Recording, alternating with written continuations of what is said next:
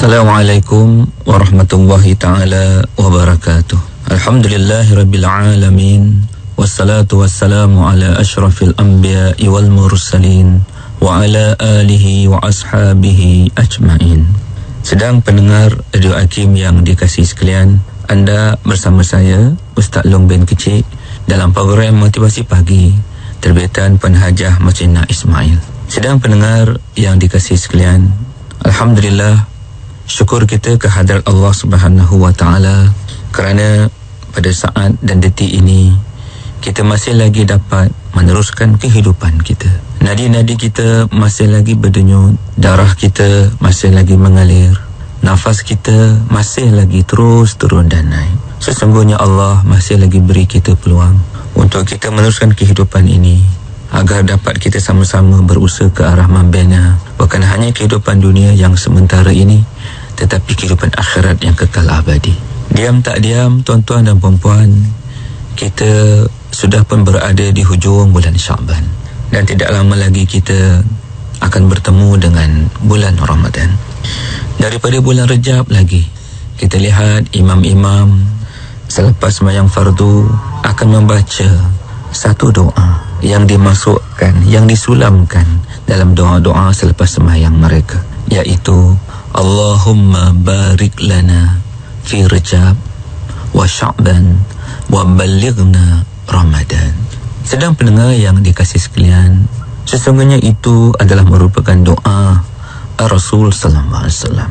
Dan kalau kita lihat dalam doa itu, di hujungnya Rasulullah seolah-olah merayu kepada Allah, wa balighna Ramadan, dan sampaikanlah kami kepada bulan Ramadan.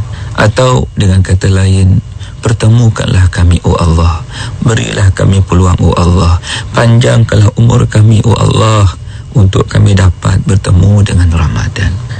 Apa yang tersirat di sebalik doa itu? Maknanya Nabi pun sallallahu alaihi wasallam, Nabi kita pun tak tahu tentang saat kematiannya, sehingga Nabi sendiri merayu pada Allah untuk memberi peluang agar dapat bertemu dengan Ramadan semasa hayat beliau. Justru itu penting di dalam kita menelusuri hari-hari bulan Sya'ban di hujung ini. Marilah sama-sama kita mempersiapkan diri kita dengan merasakan bahawa kematian itu satu perkara yang kita tidak tahu bila dan di mana. Sebab itu bila Nabi ditanya, ya Rasulullah, siapakah orang yang paling bijak Rasulullah? Kata Nabi, orang yang paling bijak adalah orang yang banyak ingat mati dan buat persiapan untuk matinya. Sebab itu tuan-tuan dan puan-puan sedang pendengar Radio Hakim yang saya kasih sekalian, dalam kita mempersiapkan diri kita untuk bertemu dengan Ramadan ini, perkara penting untuk kita jadikan sebagai sumber motivasi adalah jadikanlah mati itu sebagai alat untuk menolak kita bersungguh-sungguh menggunakan baki hayat kita ini.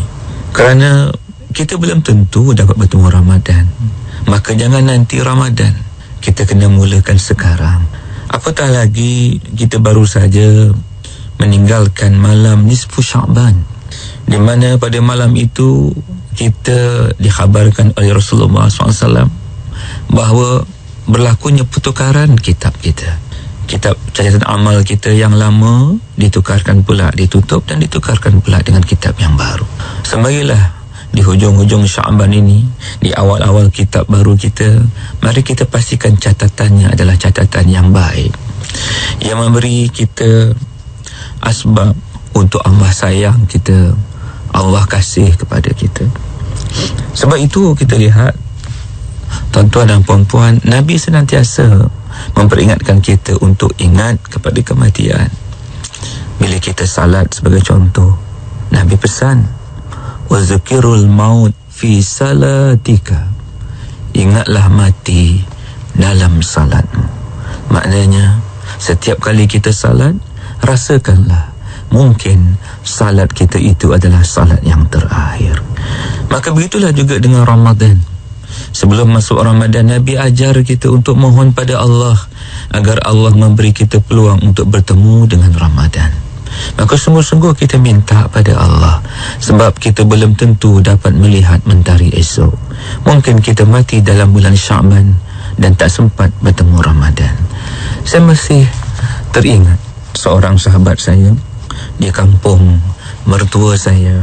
Beliau sangat aktif aktiviti surau di kampung, dan beliau merupakan seorang setiausaha surau.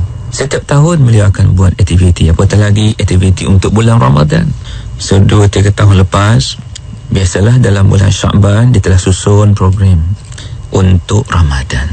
Tuan-tuan dan puan-puan sekalian, jadual dah disusun, program dah diatur, tetapi di hujung Sya'ban, di suatu pagi, sewaktu sarapan pagi bersama keluarganya, beliau tak dijemput pulang oleh Allah Subhanahu wa ta'ala. Ramadan pada tahun itu, karya anak-anak karya yang sentiasa datang untuk sembahyang tarawih dan Ramadan terasa kehilangan. Sebab biasanya lepas saja sembahyang Isyak, sebelum mulakan solat tarawih, beliau akan bangun dan membaca hadis-hadis tentang fadilat Ramadan. Tapi pada tahun itu, Ramadan tahun itu, tidak ada lagi suaranya. Program-program yang disusun atur, ada yang dapat dijalankan, ada yang tak dapat dijalankan, kerana beliaulah semasa hidupnya merupakan orang yang aktif, yang memastikan program itu berlangsung dan berjalan dengan baik. Bila beliau tidak ada, tawar rasanya Ramadan pada tahun itu oleh anak karya. Dan inilah kehidupan tuan-tuan dan puan-puan. Kita hanya tahu tarikh lahir, kita tak tahu tarikh mati. Sebab itu marilah sama-sama kita gunakan setiap saat daripada baki hayat kita ini dengan sebaik-baiknya. Sesungguhnya tuan-tuan dan puan-puan, umur kita ada 3 bahagian. Pertama, umur yang telah lalu. Umur yang telah lalu sudah pun berlalu, bukan milik kita lagi dan tak mampu untuk kita buat apa-apa perubahan. Dia telah pun berlalu, kita tak boleh nak tarik lagi. Umur yang kedua, umur yang akan datang. Umur yang akan datang belum tentu milik kita. Kita belum tentu dapat melihat mentari esok. Umur yang sebenar adalah umur kita sekarang, sewaktu kita bernafas, sewaktu kita hidup ini, saat kita hidup ini. Inilah hakikat umur kita. Maka sebab itu orang yang cemerlang di sisi Allah adalah orang yang senantiasa menggunakan setiap saat daripada bagi hayatnya dengan sebaik-baiknya. Kerana kita tak tahu saat yang mana merupakan saat terakhir kita. Marilah sama-sama tuan-tuan dan puan-puan, kita manfaatkan bagi hayat kita yang kita tak tahu bilakah berakhirnya.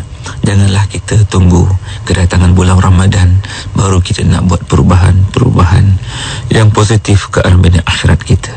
Ayuh kita gunakan saat sekarang, masa yang ada ini, kerana kita belum tentu dapat melihat mentari Ramadan. Mungkin kita mati di hujung Sya'ban. Mudah-mudahan Allah beri saya kekuatan dan tuan-tuan membawa kekuatan ke arah menjadi hamba-hamba Allah yang cemerlang di dunia, cemerlang di akhirat. Mohon maaf kalau ada salah silap. Semoga jumpa lagi insya-Allah. Kalau tak sempat jumpa di dunia, kita jumpa di syurga. Sekian, wabillahi taufiq wal hidayah.